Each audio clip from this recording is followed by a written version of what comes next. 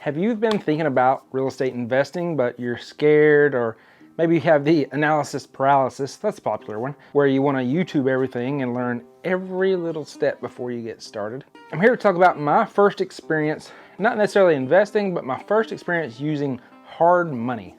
Now stay watching to the end, because in the end of this, I'm going to talk a little bit about how you can become a real estate investor without ever getting your hands dirty. Hard money is hard because it's made to be short term. It's a high interest rate, 10, 12, even 14%, and it's made to be 6 months, 12 months before you have to pay it back in full. Now they're kind of counting on you using this money to fix up whatever property you're going to buy and then cashing them out. Now if you do it right, hopefully you come in and you've done it just perfectly, so that you either have very little or even no money in the property when you get done with it. Now, as we get started, let's take a look at a property that I recently bought, and let's talk about how we found this deal. So this is a 3-unit building behind me.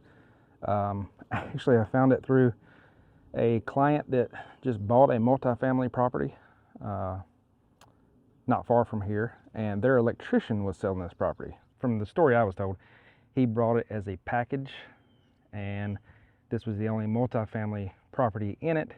He didn't like multifamily, and well, the price was right. Well, great, now they're going to start weeding. The price was right, so all the numbers made sense. I've been looking for quite a while, trying to find something, looking on Facebook Marketplace, looking on even Craigslist, looking on, of course, the MLS, and couldn't really find anything that made the numbers work for me.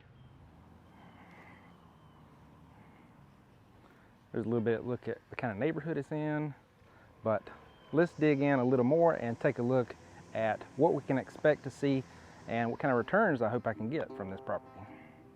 So when I got this property, it was had 2 good tenants and 1 bad tenant. When I first went and looked at it, we talked to the tenant. They were in the process of kind of getting the boot. They were a little confused on why they were getting the boot, as we were sitting there watching the cockroaches go across the kitchen counter. I don't know what the confusion is, but I took a chance and actually closed on the property with them still there. Now luckily they took what the property manager was promoting for them to get out on their own, so that they didn't have an eviction on their record and made it harder for them to rent in the future. Luckily on the last day they come and handed over the keys, so I didn't have to start my first few weeks of ownership with an eviction. But let's get on to the hard money. So I did a bunch of research, contacted a bunch of companies, asked them a bunch of questions. I know more what questions to ask than I did then, but I was really concerned with how much money do you need down, what's your interest rate, your typical lending questions. I ended up going with a company that I saw another investor I knew kind of commented on their information, and I thought I could trust them. They did good, but what I didn't like was they changed the lending terms on me in the process, and not in the beginning. They didn't tell me everything up front. So keep in mind, when you're doing your first research on your first hard money deal, ask them, is this your rates and terms and everything else for new investors? Or is this somebody that flips a bunch of properties on a normal basis? Is this their rate and term? Because I found out down the road, I went from getting a 10% down loan turned into a 25% down loan. And when we're not talking about $5,000, we're talking about purchasing a property. Between 25 and 10% is a big difference. I was kind of counting on having that money in my bank account so I could use that to rehab the property with. But also with a hard money loan, you can get a rehab budget. Now I tried to go in light on them, and I didn't think it would take too much to get it going. Also was off on my numbers a little bit. I haven't looked at the price of roofing lately, and apparently it's went up. So I originally started with like 15 grand that I was asking for in rehab amount back from them. But when they flipped the script on me and went from 10% to 25%, I was like, listen, I can do it. I don't really want to, but I'm gonna need a bigger rehab budget. And I don't know that I was gonna need it, but I want it just in case. I would rather have it now instead of ask for it later. So we ended up bumping that up to $25,000. Now, I kind of had a bad taste in my mouth with this hard money lender when they changed the terms on me. But when I did go to do my first draw, and that's when you get the rehab money from them, it went pretty smooth. I also found out, keep in mind this, just because you have a rehab budget, they don't give you that up front. I didn't realize that either until I kind of got started. Now they may not all be the same. Some of them might give you in advance. I don't know. This one, however, you actually have to spend your own money first, prove that you did the work. They actually had to send somebody out and see that work had been done before they signed off on me getting my rehab money, basically getting reimbursed. Now, surprisingly, that went smooth.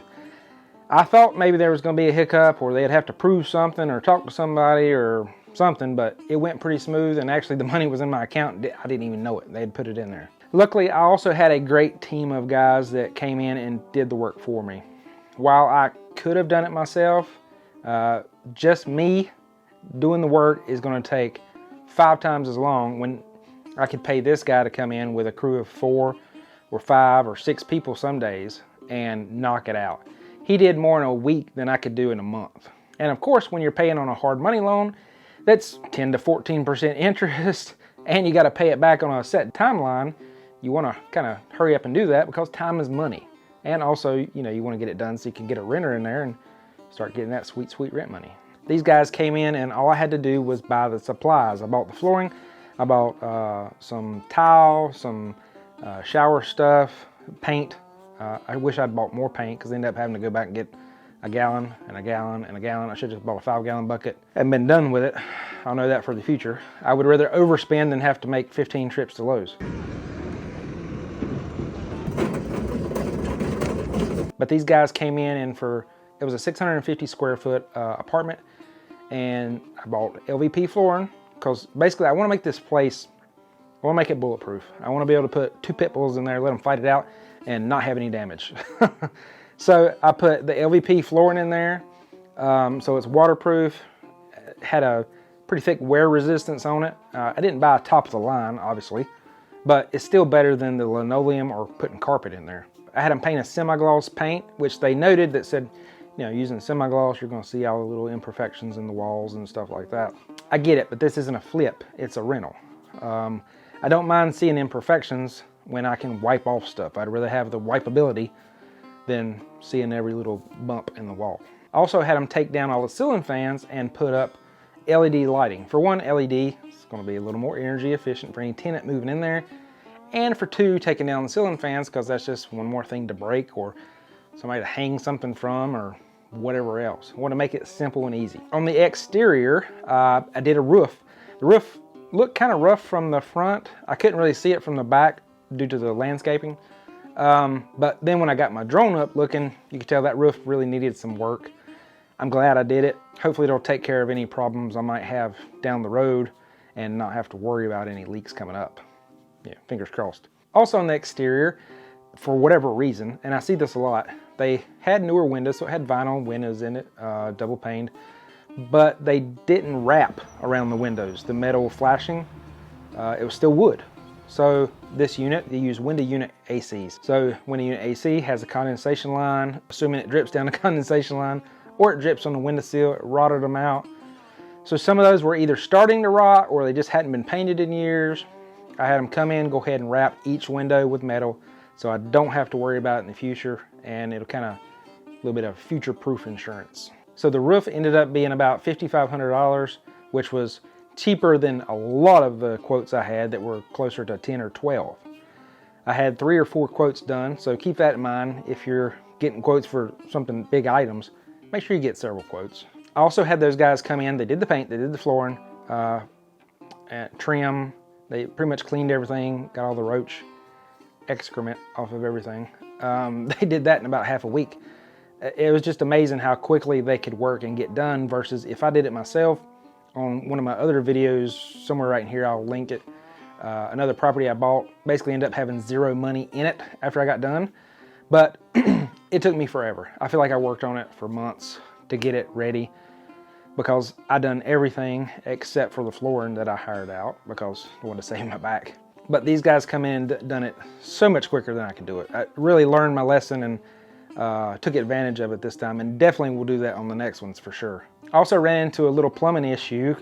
We found that there was a leak in the shower wall, which is pretty common, but most of the time on a shower wall you have access to the back of it so that you can get to the plumbing. Well, whatever genius designed this thing has a chimney on the back side. I'm not going to tear the chimney out to fix it, so they had to pull out the front of the shower. Well, I knew when they pulled out the front of the shower they were going to break the fiberglass, so I'm like, here we go. This is when it starts. But these guys were, again, they were great. They were used to working on rehab type properties, so they had the experience, the speed, and the know-how to get it done quickly and on a pretty good budget. They did a tile shower for me. I bought tile, shower door, the shower pan, and I bought the fixture. And I bought a toilet and a vanity. Oh, I also bought, they put in a ceiling vent for me as well to get any steam out of there, prevent any mold for the future, and also a little bit extra light. Bought those items, but they did all the labor for $900. I was like, I can't beat this. It's more of a tile shower, as long as they don't break the tile. It's more resilient, I feel like, than an old fiberglass piece of junk. And I was going to actually have more in material in the fiberglass surrounds and bottom than I would have if I'd done the tile. And the tile looks so much nicer. But now I'm done and I'm getting ready to cash out of this property into a conventional loan. I've been in it for about 2 months. I've looked at some credit unions and some other lenders. If it's got renters in it, it's real easy. If you don't want to, run all your 1099s and tax returns and all that good fun stuff, you can get a DSCR loan, which basically, long story short, the renters cover the mortgage plus a little bit, you're good. Now, a lot of times that's a 7 to 8% interest rate, so that's going to hurt your cash flow. I ended up finding it through a state employees credit union that was like just under 6. Now it's adjustable, but by the time they adjust it in 10 years, it's going to be at what everybody else is quoting me, so I'm going with them. Now here's where we talk about if you want to get into real estate investing, but don't want to get your hands dirty, well, you can make a few bucks. This hard money lender I used, they charged me 10.5% interest. They also made about $3,000 at closing when I purchased on it. And with the interest, they made probably $4 or $5 grand. So over these few months that I held their money, they made probably $4,000 or $5,000, which is a pretty dang good return for doing nothing, essentially. So if you're thinking about doing it or want to become a private money lender, give me a call. I'd love to work with you or through an investment property or something else where I don't have to use these guys that, change the terms on you halfway when you get into a deal. But if you're considering becoming a private money lender, I'd love to hear from you. Or if you're just curious about the way that works, the way it's structured, again, I'd love to hear from you. Or if you're just thinking about buying a house in North Carolina, I'd love to hear from you. Thanks for watching. I hope this was informative, and I hope it gives you the courage to get out there and find your first investment property. Thanks for watching.